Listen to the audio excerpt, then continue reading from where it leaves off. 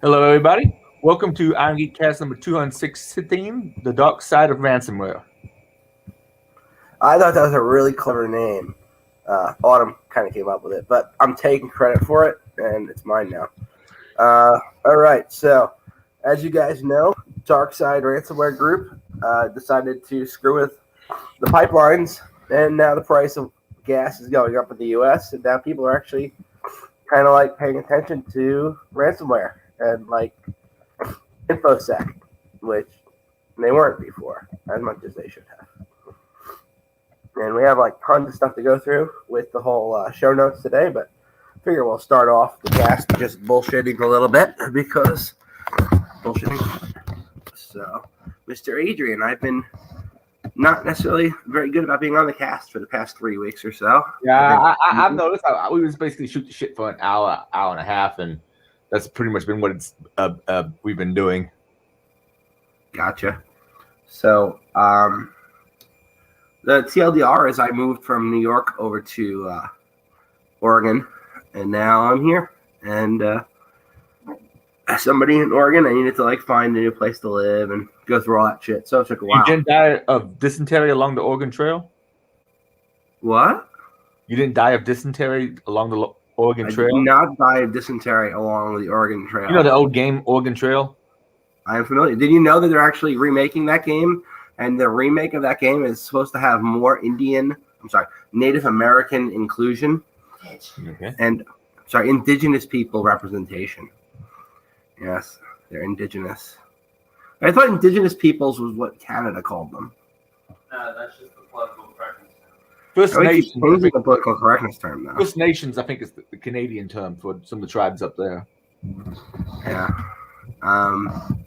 First Nations, yeah. That's a cool name, though. I like that name. It does. Like, we are the First Nations! Rock on! So,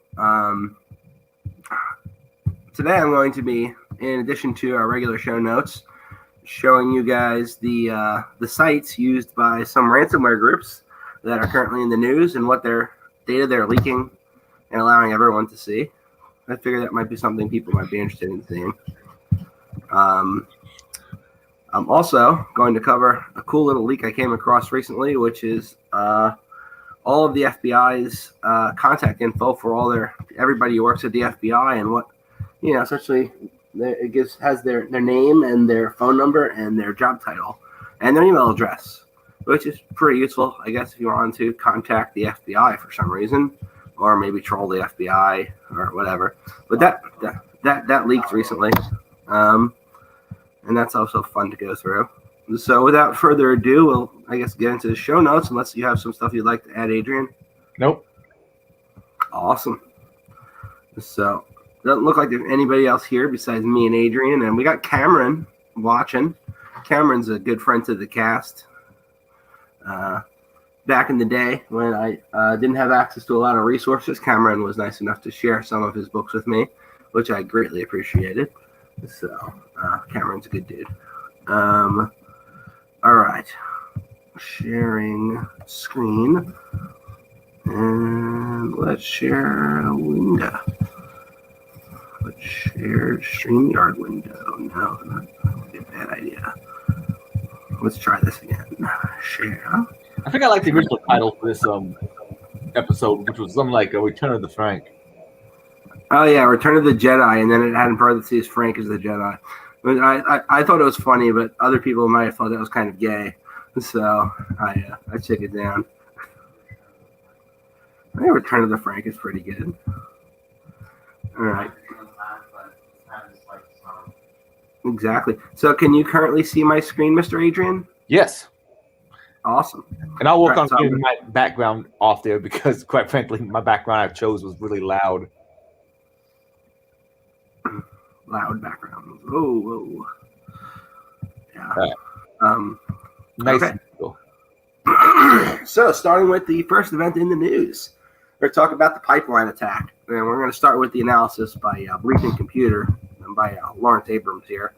Now, Colonial Pipeline is the largest fuel pipeline in the U.S., and it has shut down operations completely after suffering what is reported to be a ransomware attack. They transport refined fuel products from between refineries in the Gulf Coast and markets throughout southern and eastern U.S. They transport about 2.5 million barrels per day through its 5,500-mile pipeline, and about 45% of all fuel consumed on the East Coast comes from this one pipeline. So when this pipeline, it was announced this pipeline got shut down, what people did was they panicked and they went to the pumps and they filled up as much as they could, causing an artificial scarcity in the market, and the price of oil for everybody shot up because people were buying it, not realizing that it's most likely going to be back in operation within a few days, according to their press release. So essentially, we had people raise the price of gasoline by creating artificial scarcity because they're panicking. And if they hadn't done that, well, nobody probably would even noticed 2 or 3 days without oil being delivered. You know, we have like reserves and stuff for that kind of contingency, but that's what's going on. So, Adrian, do you have anything to say about that? Not really. All right. So we found out recently the name of the group behind this is Darkside. Darkside Ransomware Group has been around for a while, about a year now, maybe 2 years. I don't know. August of 2020, according to the article. And they tend to go after high-profile places. Like, they don't go after little mom-and-pop shops. They go after things they think they're going to get money for, like a car rental place, a residential set of like buildings, CompuCom, whatever that is. Like, they go after big name things they think they're going to pay out. They don't just go after anybody. They're kind of like spear fishing, but for targets, so to speak. Like, not necessarily spear fishing individual people, but picking their targets very carefully, like you would if you were going to spearfish somebody. You know. So FBI has confirmed that Darkside is responsible for this, right? And if we were going to look a little bit more into Darkside and go on Tor, which, as y'all know, is don't go on Tor if you can help it. We can find that the Darkside ransomware group, if we go look at this listing of ransomware group sites, has their own little site, right? So if we go to their site, we can take a look at what they're sharing and what they're essentially saying stuff. So they have a couple other sites they've hacked. They're sharing data from. These people obviously didn't pay, right? So we got 600 gigs of data from imagetech.com. They've hacked Mora.com.vr, INH Brown Limited, Smile Brands. That sounds like somebody makes like toothbrushes or something, right? Or maybe they're like a dentist's office. Who knows? Carolina Eastern, NASDAQ, DXYN, the Dixie Group. They hacked the Dixie Group. I guess it's probably a law firm, right? A siding company. Yeah, lots of places have been hacked. Not just this pipeline, but this pipeline is definitely a big one.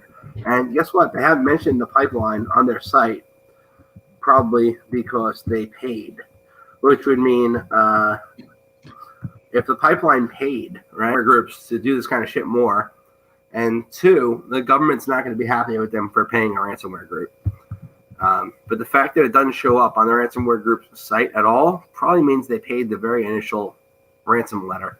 So I don't know, certainly interesting stuff for me as a computer geek, but the rest of you maybe not. The next thing I wanted to talk about was another ransomware group that is in the news lately. And these guys, we are also going to cover the rest of these articles, but DC police, they were attacked by the Babook Locker ransomware group. And there was a really cool bleeping article about this earlier today, but then it disappeared off their site for no apparent reason. But I went to archive.org and grabbed it anyway. And now archive.org doesn't have it anymore. All right. That's just great. But that was a good write-up. It did exist at one time. And maybe... Yeah, they killed it. They killed all of it. That sucks. What? What websites are backed up? Okay. Thank you. I was saying, Believing Computer seems to have taken their article on this down, which I don't understand why they would do that. Maybe there were some inaccuracies in it, or maybe they leaked info they shouldn't have. Who knows? But the cops were hacked. That's DC police, right? And it was in the news earlier. And if you are to look on the Babook guys website, the guys who that particular ransomware group, they're called Babook, right? So we go and take a look at their site where they do their leaks. We can see that that they do have that police data, and you can download it because they haven't paid. They're literally like, hey, you still have the ability to stop this, and now they've leaked part 2. So part 1 consisted of a small, like 1.2 gig file. This one's like 28 gigs of data, and if they keep leaking, the next one's probably going to be even larger than that. Now, I haven't had a chance to actually physically pull down the second file. I pulled down the first one, and it's protected by a password. I am kind of curious to see what's in here. We're going to take it and hop it in a temp folder, right? And it wants the password. Luckily, when I was on the site, I found the password. I'm going to take that right there and copy that and see if I can extract it and see what's on here. Boom. It looks like it's a bunch of applicant profiles. And that's probably something we shouldn't view live on the cast. But if you are so inclined, there's a lot of crap that was in there. People's names, I guess those are probably police officers, and their applicant profiles. These are, I guess, the examples that they picked. I imagine there's a lot of personal information in these, so we're not going to open it live on the cast. But nonetheless, I mean, that's not good. And that's probably just the sample data they decided to leak. There's a lot more in the second one that it's going to take a while to pull down, especially through Tor. Yep. This is them talking with the victims, and they always publish the pictures of that, which I find funny. And yeah, so that's available. It's in the show notes if anybody has Tor and wants to pull it down. These are the 2 links. You know, and it's like 2 days to download it. Obviously, by the time 2 days is up, it's probably not going to be hosted there anymore, and it's probably going to fail to download about halfway through, as it usually does. And then you just have to play with that corrupt file and see what you can get out of that. But yeah, so that's the second attack I thought was interesting in the news. And I mean, it's the DC Police Department. So if they leak all the internal stuff that's in there, they could expose like agents and like, you know, narcs and all sorts of shit. So that could be a really big one. That list of ransomware groups that I was using is over here if you are interested and want to grab that. That's an onion link. Fake Telegram installer I came across myself. I was looking to install Telegram desktop, and I literally went to the website Google, and I did a search, which I know I should use DuckDuckGo all the time, right? But the very first search result was for this Telegram desktop.xyz site, and me being mindless and a doofus clicked it, and then I downloaded an executable, and guess what? That executable flagged up AV like a Christmas tree, because that's not the real site for Telegram. This is. And this somebody bought ad space. They cloned the site, so it's an exact copy. And then the download link brings you to a different downloader, and that downloader is infected. It will probably install an actual copy of it, but also install a bunch of crap in the background. So I would highly advise not downloading Telegram that way. Next, we have pretty much everybody who's using Microsoft Office 365 has been hacked. Like everybody who's using Outlook via O365, they've all had email breaches because we're talking 85% of their business customers are affected by this. And this goes back to, what's it called? 67% of I don't know where they get their metrics from. I didn't really read the article, honestly. But then again, like humans are the weakest link. Of course they are. 93% of businesses who use the service report negative impacts following an email breach, yada, yada, yada. Who cares, right? It's mostly a sales article to get you to buy shit. But odds are those numbers are not so far off, especially considering recently we had that Microsoft Exchange server attack, that proxy login attack. who's to say it couldn't have been adapted for Microsoft's own hosted solution, right? I don't know enough about it to say whether it could or couldn't, but I'm going to make a baseless accusation and see if somebody calls me on it. Next, we've got Dogecoin shenanigans. So Elon Musk has been pushing Dogecoin, which is a joke cryptocurrency. And what I find hilarious about this is Dogecoin has an infinite supply. You can keep making it. You can mint as much as you want, unlike Bitcoin, where it's a limited supply. So people keep buying Dogecoin like it's just going to go up because Musk says so. But I'm pretty sure this is a giant pump and dump, and eventually the bubble's going to burst, and lots of people are going to lose lots of money, which is why I don't think it should be listed on the market at all. Someone's saying that if this was regulated, if this was like one of the regulated markets, well, some of the things Musk said might be illegal. Also, though, did he say something on Saturday Night Live that caused Dogecoin to tank for a bit? I don't know. I actually honestly didn't watch it. Me neither. I haven't even watched the skits yet. I've seen like very short segments in other people's videos. All right. Too Musk power for one man, the node. Right. So with Dogecoin being like super popular, some dudes decided we're going to make another cryptocurrency and we're going to call it Shiba, as in Shiba Itsu, like this dude right here, the dog, right? And this cryptocurrency just took off like a rocket ship because it has some tangential relationship with Dogecoin. It's essentially a Dogecoin clone, right? And it was worth nothing, and now it's worth a shit ton of money because it's got people are like, oh, so it's like Dogecoin, not understanding Dogecoin is stupid to begin with. And they're like, okay, well, Dogecoin went up really high. Let's all buy this. And now this is all going up really, really high.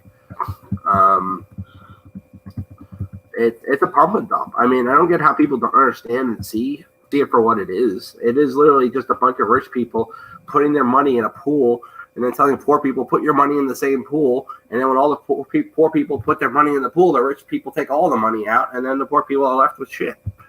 I mean, it's a pump and dump. It's the oldest scam in the book. So, anyway, that exists now. This is the cryptocurrency Shiba. There's an article just on that right here. So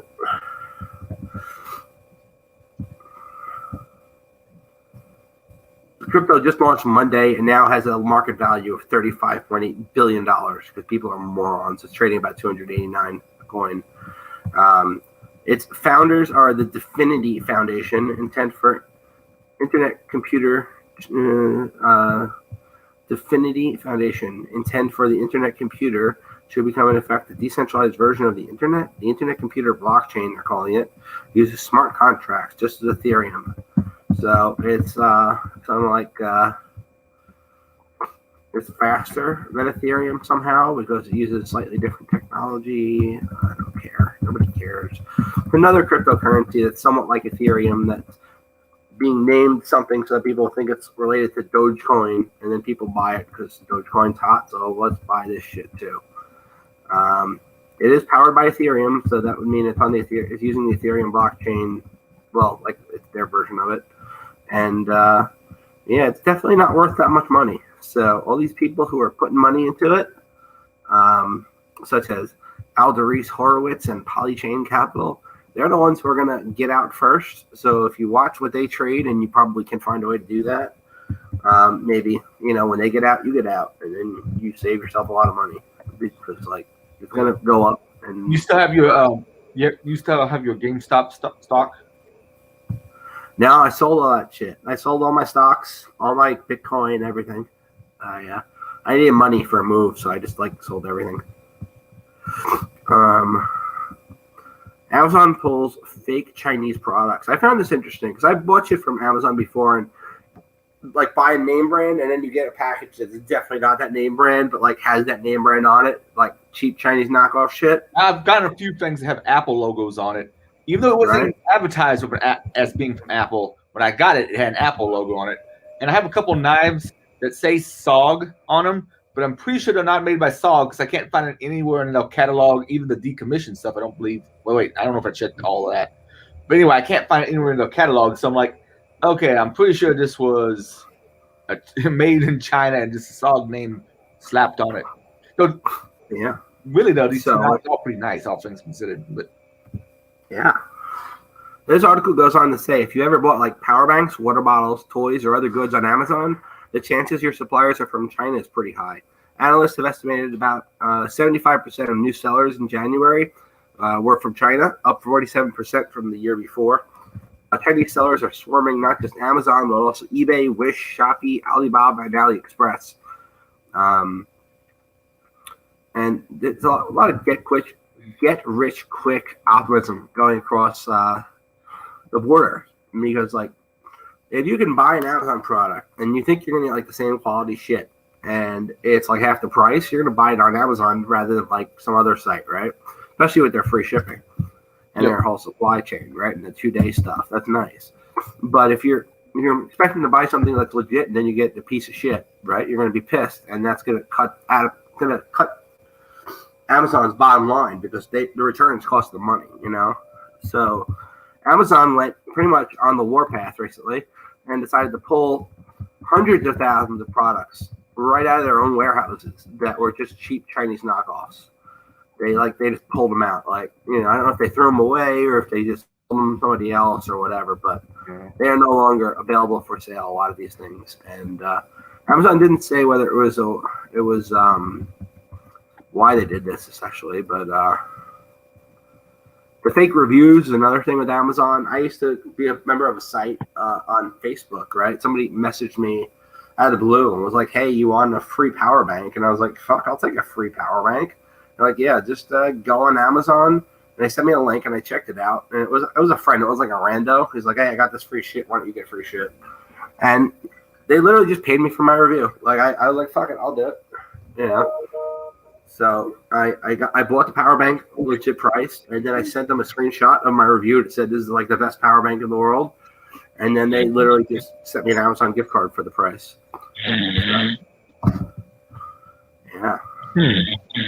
Another thing I've noticed about Chinese trade practices is the things they list on specs can't exactly be trusted. Like if you order a laser pointer, whatever milliwatt it says it is, it's probably ain't. Delty, you're making weird noises. Delty, you sound like Vader, man.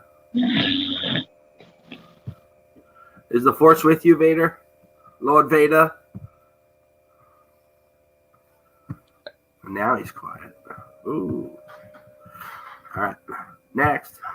So Amazon pulled a bunch of these like fake products, right? Which is good because it means you're less likely to buy shit when you get on Amazon now. At least like for a month or two, maybe, right? I think he's What the fuck? Do we have to mute you, Delchi? All right. There we go. This one I found really interesting. This BBC article is about a scam that was so successful, run by the Nigerians, that they're now teaching it in their schools to kids. Right? It's like this scam was just so good, we're going to teach everybody about it. And then nobody's going to need money because we can just have everybody scam. You know, this dude in the picture right up here, very happy man, Nigerian man. He owns a mobile phone accessories shop in a computer village in Nigerian main city Lagos. The shop, everything in it, was given to him by his boss. He worked for him without payment for several years, learning the trade, and then the boss just gave him the shop, right? He was born to farmers, yada, yada, yada, went to secondary school. Nobody cares. We just want to get to the meat and potatoes of what the scam is, right?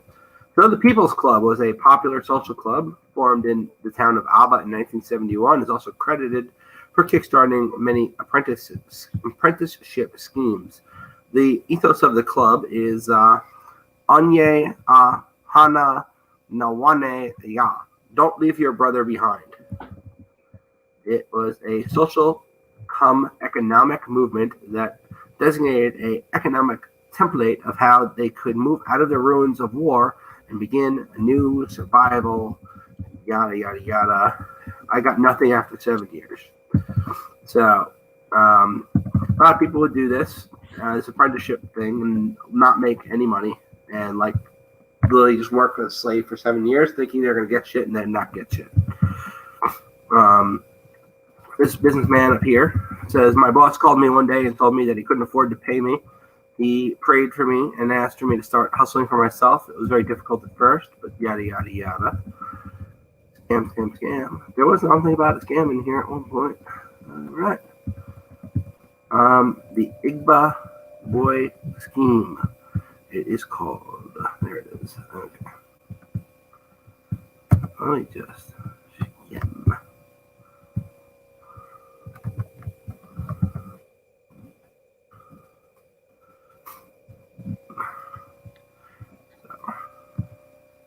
It's essentially the apprenticeship scam that they're calling it, where like they find people who okay.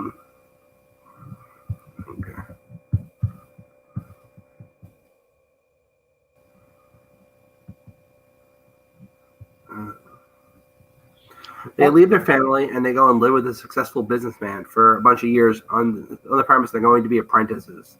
They're not paid for their work. They're just like unpaid. I guess they get like room and board, and they're supposed to learn a trade. I don't know. I think it's pretty much like, let's give the billionaires a bunch of slaves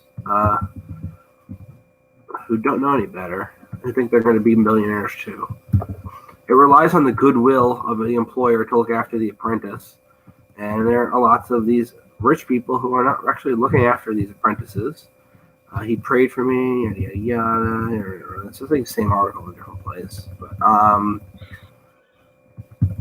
long and short of it is they're trying to teach this scam now in schools where it's like, hey, you really want to be successful, you go work for a rich, famous person for free for 7 years, and then maybe if you do a good job, they'll be like this guy who just gave a store to this guy. Or maybe you're gonna end up like that businessman who then was told he had to go start and like be on his own and like didn't really learn anything. But either way, 7 years is 7 years a biblical reference? Because I seem to recall one of the patriarchs, he made a deal where he was going to be the indentured servant of this one person for I think 7 years to get his daughter as a wife, and then he gave him the wrong daughter. Then he had to work another 7 years or whatever it was. Or am I totally misremembering numbers? I'm not really a Bible scholar. Autumn, that sound good? Okay, excellent. Was I wrong or right? I don't know if you're wrong or right. She did not acknowledge my existence. Someone in the chat, go ahead and just let us know. It sounds like it would be a Bible story. It sounds like kind of shit that's in there. Well, I know the story straight. I don't remember the exact year count, but I remember this one of the patriarchs got kind of screwed over when he was trying to get a wife, and he got the wrong one, then he got a different one. And imagine me in that first one though. And then you find out, oh, you really wanted my other sister. Shit, wrong sister. Does that mean you got both sisters? In which case, yeah, eventually, yeah. Huh. Well, I mean, the patriarchs had multiple. I don't know if they all did. I need to like get a harem or something. Those you had multiple wives. I mean, the ancient Jewish people, the Israelites, yeah, they had more than one wives. Well, sometimes a wife and some concubines. So this article here is talking about how this group called Lemon Duck has adopted the exchange vulnerabilities in their new attacks, and they're using the exploits for Exchange server that we've talked about recently, like proxy login, in order to essentially they've weaponized it and they've made it part of like their botnet, and they're also using like Cobalt Strike once they pop something, but they are using custom written Exchange server exploits, probably written based on some of the code that was leaked, a while ago.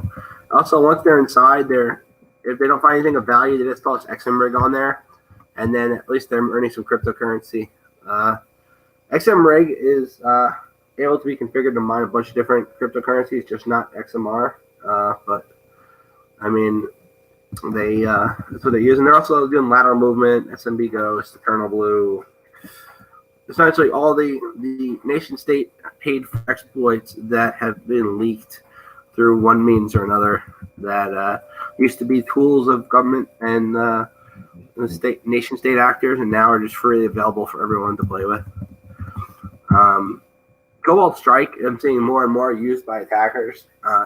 It is a really well-written program if you are like, if you essentially want a GUI representation of what's in Metasploit framework with a few other cool things like malleable C2 tossed on top. It's Raphael Mudge did a really good job writing that program. It makes it really easy to hack shit without actually understanding what you're even doing. Like you can be a dumbass and use this program and probably get a shell on something if you're on a network and like you're on the same LAN,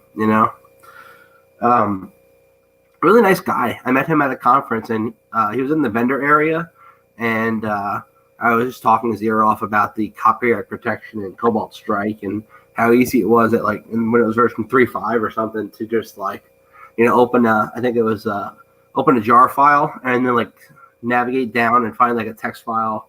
It was like in XML format or something, and change one thing, and then you had a trial that lasted 999 days instead of 99 days or something. It was a 3-month trial became it's like a 10-year trial, and he's like, yeah, I know about that. Everybody knows about that. You're not special. But anyway, he's a good dude. I had a feel-good story in here. There was this woman on a plane, and she didn't know she was pregnant, and she started giving birth on the plane, and just so happened there were a bunch of NICU nurses on the same plane, and they handled the situation, and they helped deliver the premature child, which is pretty cool. She didn't know she was pregnant. I was expecting to see someone much bigger than that when you scroll down. I know. So this shit drives me insane here. I thought I had ad block on here or something, but I'm not seeing it. Where I have all these extensions and none of the one I want. uBlock Origin is what I'm looking for. I don't see why it's not in here. Anyway, regardless, you can still read the article if you just bypass their stupid bullshit. Normally I would just zap this. I don't know what I did that's making me miss it, but there's uBlock Origin. Why are you missing from my shit? uBlock Origin. And get it. And yep, Chrome Store. And it's on here. Why am I not fucking seeing? Disabled. Well, enabled. Who the fuck told you to disable it? That's fucking Chrome for you nowadays. They'll just disable your ad blocker without telling you for no reason. And then you're like, oh, I have to enable it again? Well, screw you. uBlock Origin, let's give that a thing. All right, now we go back over to the article. Oh shit, it's closed down. 15. Oh, yeah. You know what Hindu Spacey go oh, now I know what it says. Never mind. I'm not going to pronounce it, just in case. You know what they're talking about as far as joining the chat? They're trying to get on StreamYard. I don't know if they mean the chat as in what you have up on YouTube, or if they actually mean joining the stream. I wasn't paying attention to the show to people. I have to unshare my screen to do that. Give me 1 second. Okay. I'd have to get my stream on. Hold on. Sooner now you're chatting. What's going on here? Okay. Huzzah. The big step up for them. Howdy. Technical operation. Hello. That's illegal territory there. Hello. Hello, boys. Lots of things. 10 years. Other things. New StreamYard. We StreamYard. Main chat program. I assume you on it now as we are chatting. You gotta select an account when you're gonna respond, man. Otherwise, you're responding from both our accounts, and it's confusing for people. Are you people asking if you can join me on the live stream? Question mark. Is that the question they're asking? Oh.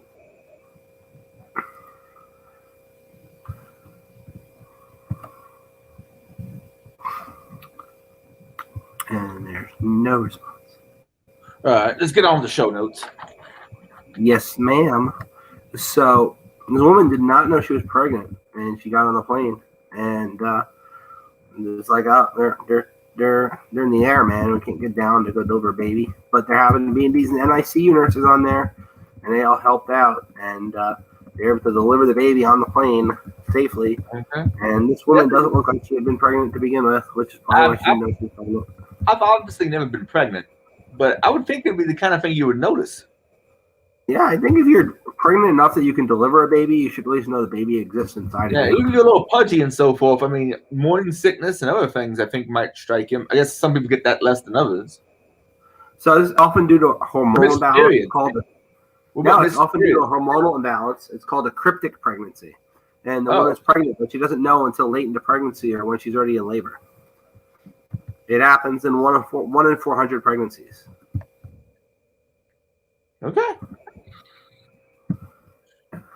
So luckily the NICU team was there. They happened to be able to help her out, and there's the baby. Oh, you guys can't see my screen anymore because I stopped sharing my screen, so that's not helpful to you at all. Share screen. All right. I don't know how without sending it out to the entire chat. I'm not sure how to give it to just. You can just read me what people are saying because I can't hear them because I have to. If I open that tab, I can't share my screen. I know. Okay. Right. There were, of course, a viral TikTok that has been compiled of a live birth in the air via, of course, why not put your live birth on TikTok? Because that's just what you do now. Hey, Jude.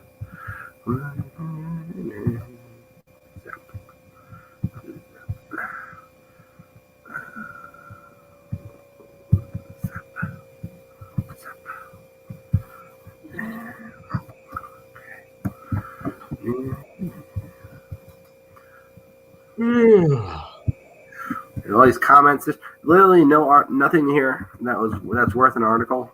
It's like, okay, some people made a TikTok about it, but then they don't link the TikTok. You're not going to link the video. What the hell's the point of putting an article about the video? That's just stupid. And we should feel bad for checking that out. All right, so that's our feel-good story of the week. And after that, we have the fake Telegram installer I found. We got when I think of emotional intelligence, the first thing I think of is someone's making up for the fact they're not good at math. I usually think when I hear emotional intelligence, I think instantly that there's some bullshit coming my way. Usually, I would agree. So let's see what the article has to say.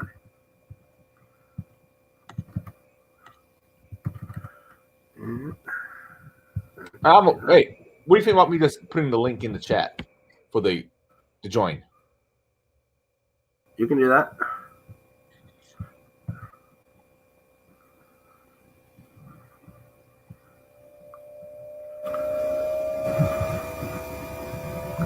Right. Is that promoter in your area, or is it someone else?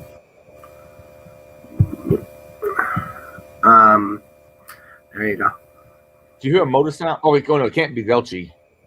He doesn't. It's always Delchi. He's muted. Hey, Delchi, how you doing, bro? You're not muted no more. Okay. So,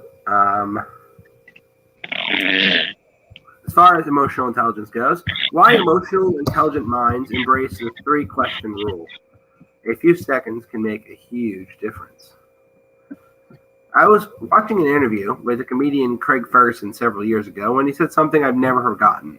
There are 3 things you must always ask yourself before you say anything. Does this need to be said? Does this need to be said? Jesus Christ, Delchi. Muted again. Does this need to be said by me, or does this need to be said by me now? Ferguson said it took him 3 marriages to learn that lesson. Of course, Ferguson's goal was to get a laugh, but let me tell you something. This brilliant tool will immediately sharpen your emotional intelligence. In fact, I use this rule every single day of my life. Once you practice a bit, it only takes a few seconds to go through these questions in your mind. To illustrate, you're at the office supply store. Someone unintentionally cuts you off. You're tempted to give them a piece of your mind. Does this need to be said? Nah, forget about it. Or, all right, does someone you know try to provoke you on social media? You're tempted to end them with your superior snark or spend hours debating them on a topic they prove they obviously know less than you about. Does it need to be said? No way. Move on and focus on more important things. Or you get home from work and you want to tell your spouse something came up and you've got to cancel your dinner plans for the weekend, but you notice they've had a really bad day. Does this need to be said? Yeah, for sure. Does it need to be said by me? Definitely. Does it need to be said by me now? Nope. Better wait till they're in a better mood and you got a plan to make it up to them. As you can see, the quick mental dialogue is a lifesaver. It helps you avoid saying things you wish you could take back. But at the same time, it encourages you to actually speak up when it's the right thing to do. Thoughts, questions, comments, deliberations, Delchiisms. All right. That's what snoring will put on Delchi. Because I think we all agree with Delchi on that. Delchi is snore, man. You snore. We love you, but you're snoring. I'm muting you again. Okay.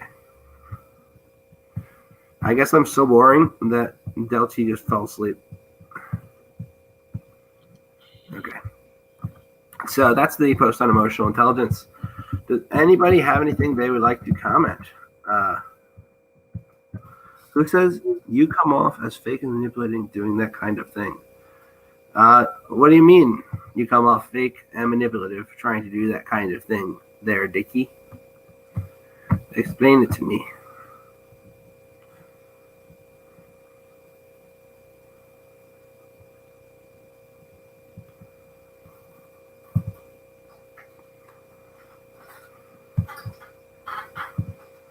All right. Gets used in many different fields. Doesn't seem to be an agreement in the neuroscience. By pausing, you skill. So by taking time to think about how I'm going to respond to somebody saying something, I'm coming off fake and manipulative. You're saying. I guess that could definitely. I guess if I asked somebody like an upfront question and they just didn't say anything for a few seconds, I'd probably be like, are they just lying to me? Yeah, you're probably right. Possibly. Or the world will never know. How many licks does it take to get to the center of a Tootsie Roll Pop? The world may never know. Okay. And last but not least, we've got these really weird freaking jumping worms now. Yep. Jumping worms. That's what we're ending our cast on. They reproduce without mating. They are rapidly chewing through soil across the U.S., but there's a lot we don't know about these jumping worms. Freaking jumping worms. Like how far can they jump? Tiny, wriggling horrors that are hatching right now under our feet. Not the billions of cicadas emerging through the U.S. We're talking about these baby invasive crazy worms that thrash through a garden, farm, city, and forest, growing 3 to 6 inches in length, sucking up all the nutrients, transforming rich leaf litter into coarse droppings, and all while laying nearly 20 hardy wood worm cocoons a month. And they don't need a mate. They can do it. Just one of them can reproduce. They're variously known as jumping worms, snake worms, Alabama jumpers, Jersey wrigglers, or also known as Amethnias species. And they're a superpowered version of the more familiar, squishy, languid of the garden variety Eastern European earthworms. These little bastards can, just one can lead to a full-blown infestation. They can decimate the topsoil. Perhaps no wonder jumping worms have been invading the internet too. You can see hundreds of them massing together, eliciting squeals of either horror or delight. Yuck. Oh, so much yuck. Guys, you can't see my screen right now. Be grateful. But now I'm going to make you look at it because it's gross. So let's share the screen. And now you guys have to see this crap. So these worms are... This is not the worms. These are the worms. They are gross. Look at them. They're all jumping like fucking worms on meth. And I would not want to see those stupid worms. I'd be like, what the hell is wrong with those worms? They raise not only the frequent disgust of gardeners, but also serious concern for land management. By churning through such high volumes of surface mulch and litter, these worms tie up plant-friendly nutrients into dry castings, which are then washed away. They can physically undermine plants by losing the topsoil. And then hundreds of them, when they're at work, they multiply quickly, and they make it less able for the soil to retain moisture. They also eradicate other earthworms that they come in contact with. And time to panic, because we don't know much about these other than the fact that they're self-fertilizing. They are very vigorous. They have prolific digestive habits, meaning they eat freaking everything. And it's true that they are changing the landscapes that they enter. And some researchers say that these jumping worms, we need to learn more about them because they're going to destroy freaking everything. Once European earthworms were considered an invader in North America when they arrived in the 1600s, but these are much worse. These things eat like all the nutrients in the soil, and then they die, and then you like wash them away, and then like the soil nutrients are all gone. Like they just make places unable to grow shit. They're getting worse. They're gross, and I don't know. Be afraid of the jumping worms. Be very afraid. Is what my takeaway is. And stop screen sharing. There we go. Danger spaghetti. Old issue. All right. Oh, everyone joining. Oh, look, somebody's here. Before we close up for a second. Hey, man, what's up? How's it Hey, going? dude, what's up? What's up, man? Good. Nicotine? Is that what it's supposed to be? Nixotine. Nicotine. Wow. What's up, Nicotine? Nothing much. I just saw the stream. I'm like, hey, man, I gotta join this shit someday. I've been watching y'all for a while. Yeah? You like what you see? Hell yeah. Awesome. Is Adrian your favorite? Adrian seems to be everybody's favorite. I'm never the favorite. I remember watching some of his old streams. Or old, DEF CON talks and ShmooCon talks and shit. Yeah, Adrian's the man. Yeah. So, what do you do for a living, Nicotine? Not much. You hustling? Wish I was. Well, nice to meet somebody who watches the stream always. Fortunately, you joined pretty much right as we were about to end the stream. So, Oh, really?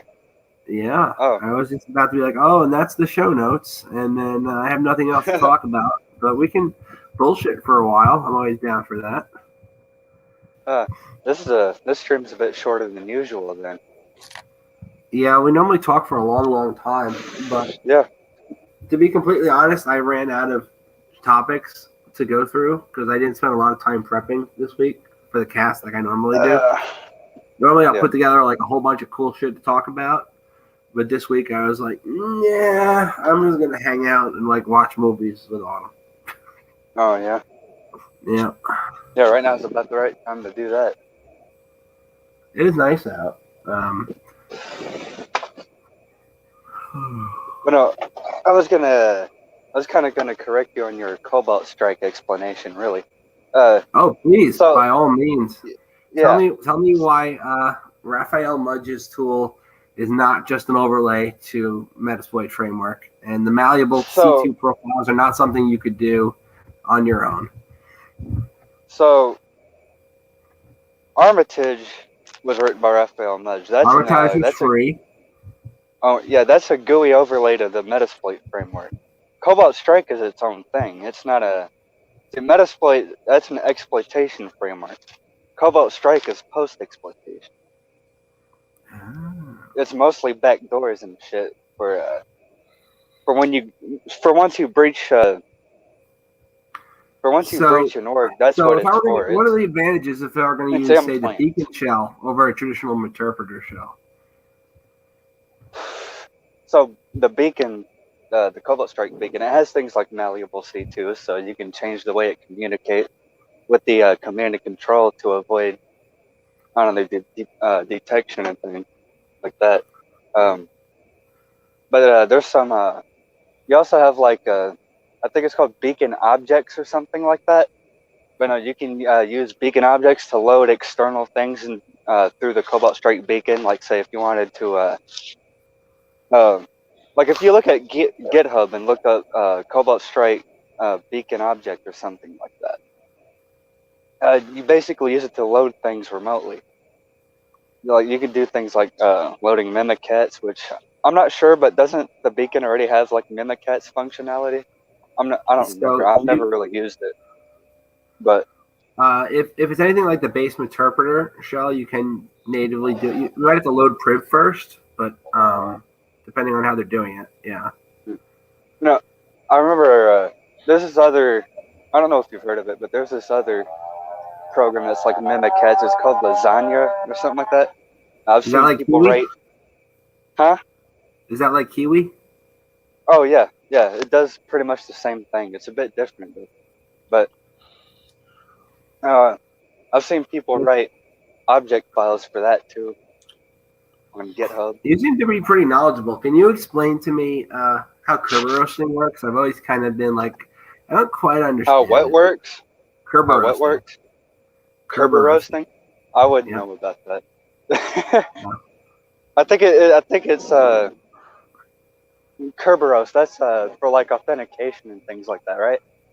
Right. It's a way you can leverage SPNs, service principal names, in Active Directory to get like administrative access to systems that normally you wouldn't be able to. Fucking Active Directory has some Kerberos functionality, doesn't it? Okay. Yeah. I'm not a Windows guy, so. Linux guy? More so, yeah. But if I remember correctly, Kerberos was written at MIT, right?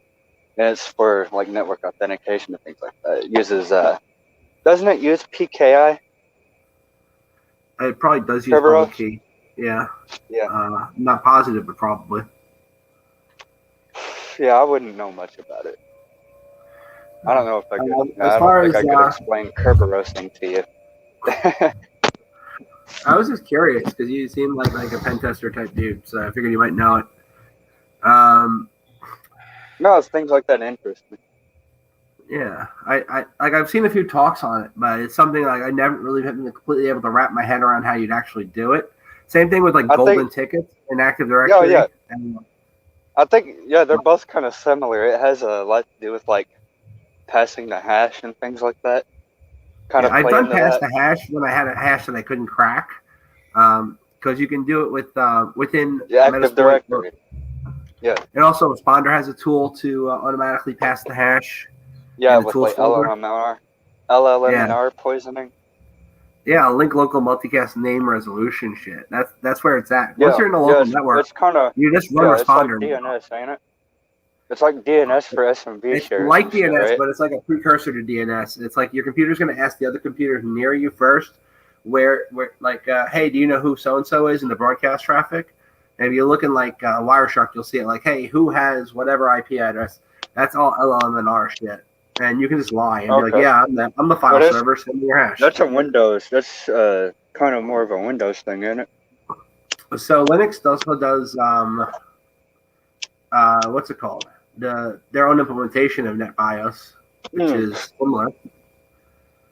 I know PAM has Kerberos functionality and things like that too. Yeah. Yeah. Oh yeah, it's a Linux thing. PAM. It's I forget what it stands for. It's an acronym, but it basically has to do with a lot with like authentication and things like that too. Yeah. They actually, somebody did a rewrite of Responder in pure PowerShell, and they called it Invay. And then you can just load Invay rather than having to like somehow get your Responder binary working on the Windows system. You can run it right in PowerShell. Or like getting a proxy on that local network and then using routing shit. Networking magic, basically. Pivot fuckery, I like to call it. Really? Pivoting fuckery, yeah. There's also what's it called? Yeah, we do the reverse shell thing now. Like, nobody's gonna just get a regular bind shell anymore. Everyone's using a reverse shell or some variation of it. no, bind shell. That's when you connect to the shell, ain't it? Yeah. Right. Bind shell is like no. you open a Firewalls port on and the local NATs. machine and bind it, No. and then Really? return yeah. But we're doing reverse shell now. If we bury the Papa shell, where they'll contact us. That way you can bypass any net. Haven't we been doing reverse shell for like almost over a couple of decades now? I'm old, man. In the industry. No, I was just saying. Yes, we have. But I was talking about the NAT problem when you're hacking the network and you the NAT shit, and like doing the reverse shell, just you'll get the NAT address on your end at least, and you'll be able to control the computer or wherever the fuck it is in the network without having to worry about that level of port forwarding and things like that when it comes to reverse port shell. forwarding is a pain in the fucking ass to do right. And if you're lucky enough to get SSH access, you can just tunnel through SSH and it's fucking easy. You know, you just do the DOP and like dynamic 8080 or something. Yeah. And then set that proxy to be your basically local, dynamic port forwarding via SSH tunneling. Yeah. Yeah. Oh, what's up, Dan? Hey. Ho ho. Trump has got to go. No. Man, you've only been in is it Portland or Seattle? I can't remember now. I'm in Portland. I'm in Portland. Yeah. You dumb bastard. What? I get to hang out with Antifas now. You willingly moved to Portland. What's wrong with Portland? Where do you want me to Living start? the dream of the 90s, huh? Is the wind blowing on my mic? Can y'all hear that? Nope. Oh, okay, good. I heard somebody's computer. I don't know. It sounds like their CPU fan was going ham earlier. I don't know who that was, but It's probably Delchi. Anyway, Yeah, it might have been me. what were you going to say about Portland? who, me? Dan. I mean, where to start with what's wrong with Portland? It's a crappy city full of shit, literal shit, full of terrible people. I mean, I just think of the opening to Portlandia, you know, that whole dream of the 90s thing. Yeah. The music video. I mean, is that true? Is it really like that? I don't know. I've never seen it. Oh, God. Just go onto YouTube and type in the dream of the 90s in Portland. You'll see what I mean. So, I don't live in the part of Portland that you're probably thinking of. I have a zip code that's in Portland, but I'm across the bridge from all the crazy shit that's been going on. I'm in the suburbs. Oh, I'm good. 15 minutes on the train thing they have here, which I think I've is called heard a a thing or TriNet, two. from the regular part of Portland. So I can go there when I want to. I was staying at this hotel in Portland before I had an apartment here, and it was called the Pineapple. It was Pineapple Rose Hotel or some shit like that. And it was in like downtown Portland by the water. And the first night I was there, I just went out walking, and about 4 blocks from the hotel, I ran into a whole crowd of people out in the street yelling and screaming. And I was like, what the fuck's going on over there? Let me walk over. And they had lit an old style television, like the CRT monitor type television, on fire somehow. And it was burning in the middle of the street. And I was like, what are these assholes doing? And they were all like doing their no justice, no peace chant. And they were taking the Segway scooters that are like by this company line and just like throwing them. And like, it was chaos. And I was like, I'm going to record this fire on the ground here. And some dude came running up at me. He's like, don't take out your phone. You're putting black and brown lives at risk. I'm like, how is filming this fire putting black and brown lives at risk? He's like, you might get their face. I'm like, well, what's to say that Aren't they wearing masks? A bystander like me? You know, what would be wrong with that? And he's like, you've been warned. Don't make me come back here. So I was like, I'm not dealing with this shit. I put my phone away. I'm like, I'm not going to fucking deal with these crazy assholes. They're going to fucking jump me or some shit. And I just walked away. They followed me for a block. Which one of them was holding the conch shell? The conch shell. Oh, good reference. Ooh. Lord of the Flies. Yeah. Yep. I noticed a bunch of them walking around with hack RFs. I really want to know what the fuck they're doing. I saw somebody with the hack RF and the hack RF porta pack, and that's what piqued my interest. I was like, wait. Oh no, you know, Because I know you They can were put the probably habit somewhere on there. they were probably trying to find stingrays or shit. Who knows? Yeah. But like, I've had some 'Cause- experience with that porta pack. When I had it, I put the Havoc porta pack on there, and it would let you like do a square wave on any frequency you want, essentially jam any frequency you can think of, or like yeah. So that could be useful also. I think if like they know the cops are broadcasting, or you can like record an audio source from a channel and then play it back later on the same channel. So maybe That's like another record thing. the They police could going have somewhere and been then a like, ghetto play it back. police scanner too. Could have Right. been So a I was ghetto thinking maybe police they were scanner like too. recording the police and then like playing the police back at them to confuse them. It was like it looked like they were fucking around with that kind of shit. Or they just could have been listening to make sure like You don't need the a hacker police ref weren't to listen. fucking. Hacker No, ref you is can like get like a $400. You can listen on a $29 dongle. You can listen on scanner radio on your phone. They don't have encrypted codes here. I remember watching fucking YouTube videos back from when police comms weren't encrypted and all that. You just get like a Baofeng UV5R or a Yaesu VX7R or something like that, and you do a hard mod on it and get it to listen to frequencies that it normally shouldn't. Yeah, And of they course, had if you that. wanted to, you could also transmit too, since there was a transmit button on that fucker. Nice.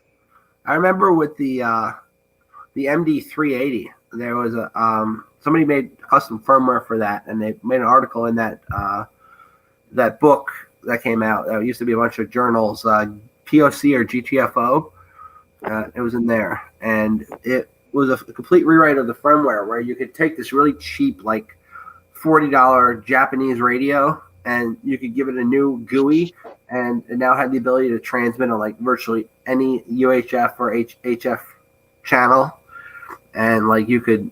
It was like a complete rewrite of the firmware for the device that the guy made, which was pretty neat.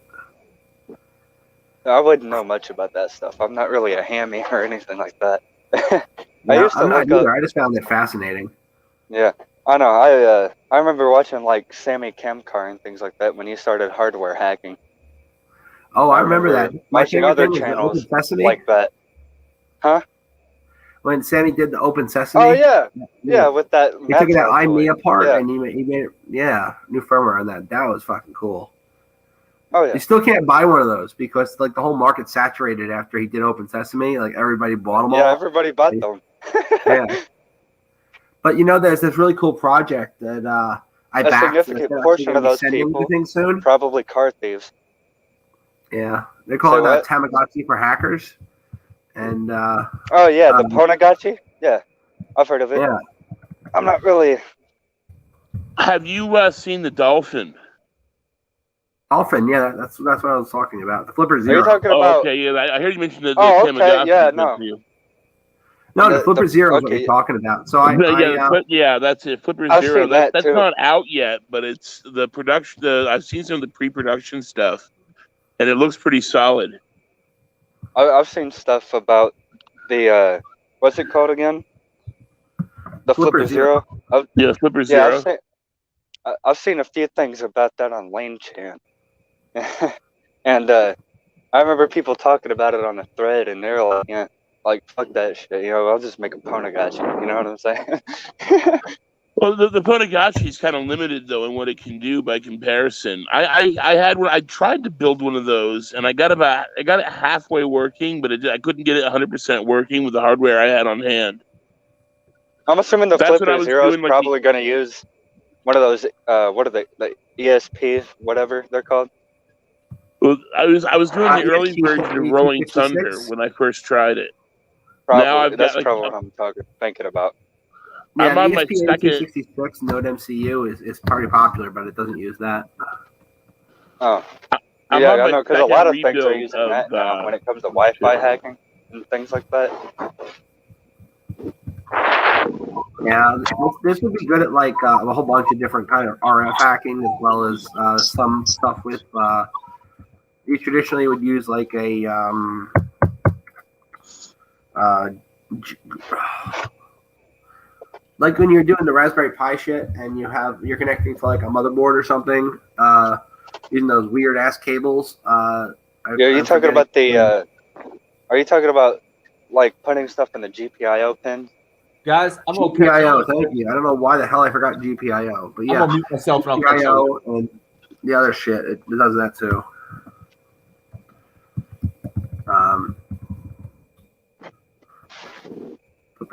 I actually backed this and I moved, and I'm wondering if I'm still going to get mine because my my post office is not forwarding my mail. So. I remember when the Node MCU got pretty popular. Back, what was it, like 2017 Definitely. Yeah, and people were just like making Wi-Fi jammers and shit out of it. It was like, oh, look at me, I'm making this Wi-Fi jammer. And like, that's one channel, I forget what it's called. Yeah, that's really what it is. It's not a jammer, it's a deauthor. It's different. Yeah. But people were calling it a Wi-Fi jammer. You know what I'm saying? Yeah. Effectively. When I was doing that was back in like my skitty days when I was like, when I thought shit like that was cool.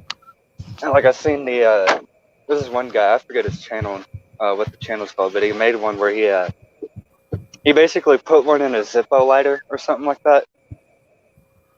I was like, oh my god, I gotta do that. Currently, I'm on like the second rebuild of Rolling Thunder, and I've now got full Kali Linux running. It's attached to my wheelchair with an alpha Raspberry antenna. Pi on your wheelchair. Come on, man. It's what now? The Raspberry Pi attached to your wheelchair. Yeah, but it's running Kali Linux with an alpha and with Pirate Box. Okay. So it's basically it's basically like Ware's distribution plus deauthing and other stuff. The hard part is controlling it. Oh yeah. But yeah, I mean, if you want to break it down to that, it's more than just a Pi, though. I mean, it's a Pi with some pretty interesting software on it. Isn't Pirate Box deprecated? I'm not sure. I mean, it works well for me. I mean, it basically makes a box on your box. No, like the Pirate software, Box is the just software for like project. file distribution. Yeah, I know what it is. For Like people were building it inside of lunchboxes and shit and going out places and that. Man, that's what I did was I just put like movies and stuff on it and roll out somewhere. The thing for me is that nobody thinks that the guy in the wheelchair is the one, deauthing everybody or, putting up the movies and stuff. It's just like, they don't even think about it.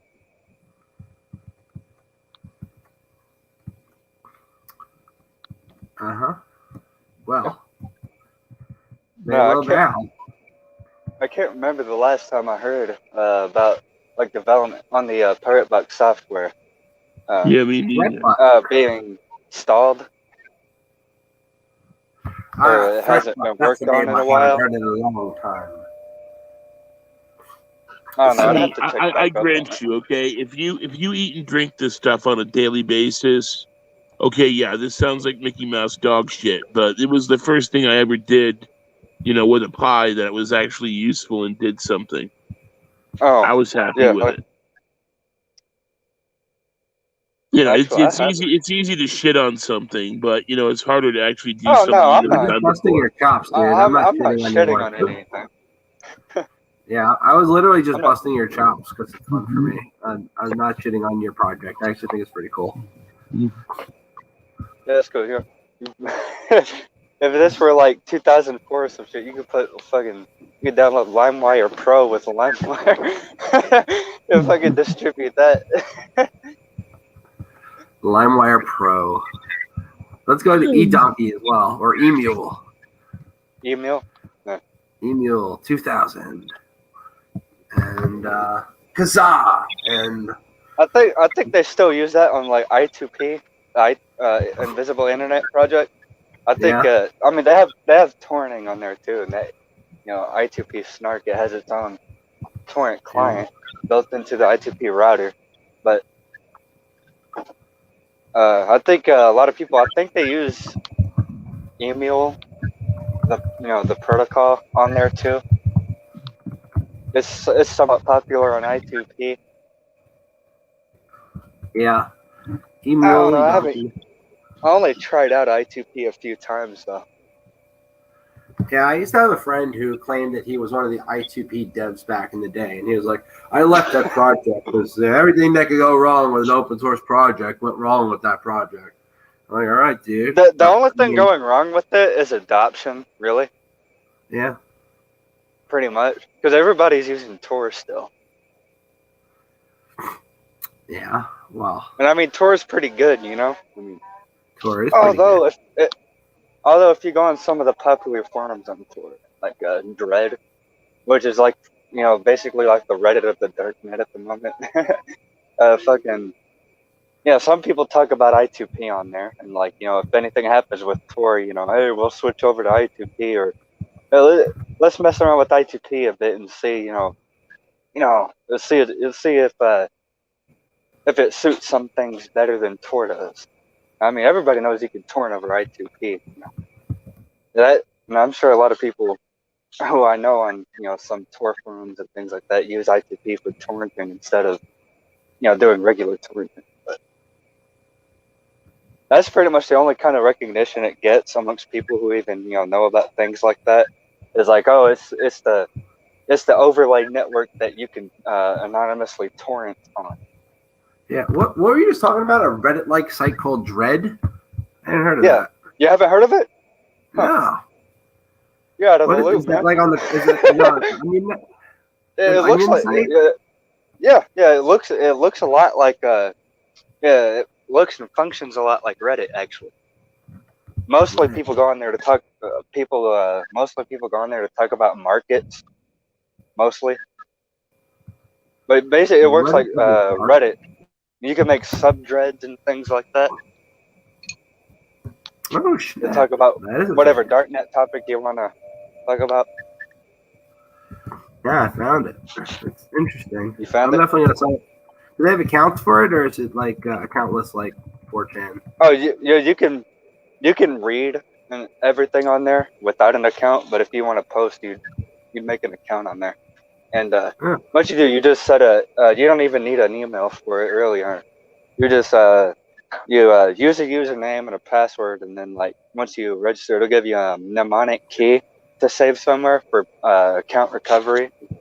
If anything should go awry with your access to various accounts, like if you lose your KeyPass database or something like that. Ooh, that would be a nightmare. I've done that once. Oh yeah, and I had encrypted drives that I could not recover because the key for those drives were stored on a KeyPass database. Ooh. On those drives. I kind of Yeah, I was like, God damn it! The caps lock key was thwarting me at one point when I encrypted my drives. I didn't realize I had caps lock on when I booted because it didn't have that that little light inside on my keyboard. I had no idea it was on. I kept typing my freaking long ass multi-word password to boot my freaking box when I did FTE with Veracrypt, and like typing this long password is not working, and I'm freaking out because I want to my drives. My drives are encrypted with Lux. Lux. Well, that's because you're Linux, dude, so you're going to use Lux. Yeah. But yeah. Or DMCrypt, as it's more commonly referred to. On BitLocker, because that's shit. So Veracrypt it is. Yeah. I mean, it's based on TrueCrypt, and TrueCrypt is pretty fucking solid. The U.S. government used TrueCrypt, apparently. It supports multiple encryption standards, so it makes sense. Yeah, like Serpent, Twofish, AES. Yeah, a bunch of others, like Blowfish. I think one of them's like Blowfish. I think one of them was like the Cha-Cha cipher or something like that. Didn't it But use you can that? do variations thereof too. You can do like Yeah, serpent. yeah, too. But yeah, like serpent. You could do like serpent encryption with fucking like a Like serpent and then AES secret encrypted after it. container wrapped up, inside it. Yeah. Uh-huh. And then you can have a hidden drive within that, and you can have like a drive within the drive, which For is like clever. plausible deniability. Like, yeah, I'll give you That's my what a lot of password, people and you like give them a to- password. Or Yeah. you do a self-destruct password, which is also cool. So I'll Oh, give you yeah. the password, and when you give them the password, it self-destructs the drive when they type it in. It's all fun shit. Yeah, right. Man. All right, I think I'm I've gonna used cut Veracrypt. out. Okay. My I battery's got about some to stuff die. I got to anyways. do.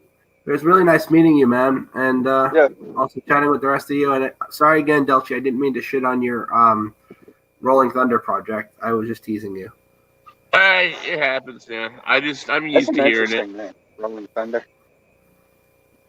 I got to do something, man. I haven't left the house in 5 years. You got to do something. Well, you should, leave the house. That would be something you could start with. Yeah, I'm still working on that. You got 30K to spare? What do you need? An elevator to get out with your wheelchair? No, I need a wheelchair van. The best deal I can get is like 30K. You could do what the poor people do and just take public transport that has wheelchair stuff. Yeah, well, the problem with that is public transport meets the absolute bare minimum of ADA requirements, and the people who operate it are not even trained that well. And out here, public transport is too small for my chair. Number one, and number two, when they try to hook it up to the safety equipment, they break it every time. And I mean, Oh, like wow. they've broken tension springs and snapped off shit that I've had to have repaired. And Oh. the local government paratransit is underfunded. They haven't had their wheelchair lift serviced in like 5 years. So they usually break going about halfway up. And you're either stuck at a 20-degree angle and you're going to fall on your face, or you're just ultimately fucked. And the local taxis, they claim to have handicap service, but it's basically a Prius with a ramp stuck on it with some tack weld. And if you're more than 6 foot tall, you're fucked. They have a thing by me where I used to live called Able Ride that was run by the TSA. Not the TSA, Yeah. I'm sorry, the MTA. And Able Ride would be like if you qualify for a disability of any kind, you could get on Able Ride, and then you could literally have like an Uber equivalent thing, or not really that good, but you have to give them a few hours and then tell them where you're going to need to go and where you get picked up from, and they send out this huge ass van that has like a wheelchair van on it, and it comes pick you up. That's what I was just talking about. Out here, they have that, but you're totally right. You can get stuck on that thing for 4.5 hours, and then if they show up to pick you up, it's like I got stuck in a parking lot of a dentist's office for 3 hours one night waiting for them to show up. And I'm talking like 7, 8 o'clock at night. Oof, that's tough. And the guy who was driving the thing could barely drive, sanely. He had this herky jerky step on the gas thing, and people were like throwing up and stuff from getting motion sickness. Oh shit. Yeah, I mean there are some really good programs out there. They're just not in Vegas. Gotcha. Well, I need to get running. You guys take it easy. It's been great catching up, and next week I'll try and get more stuff. Rock and roll. All right, rock and roll. It is awkward. I hit the end broadcast button.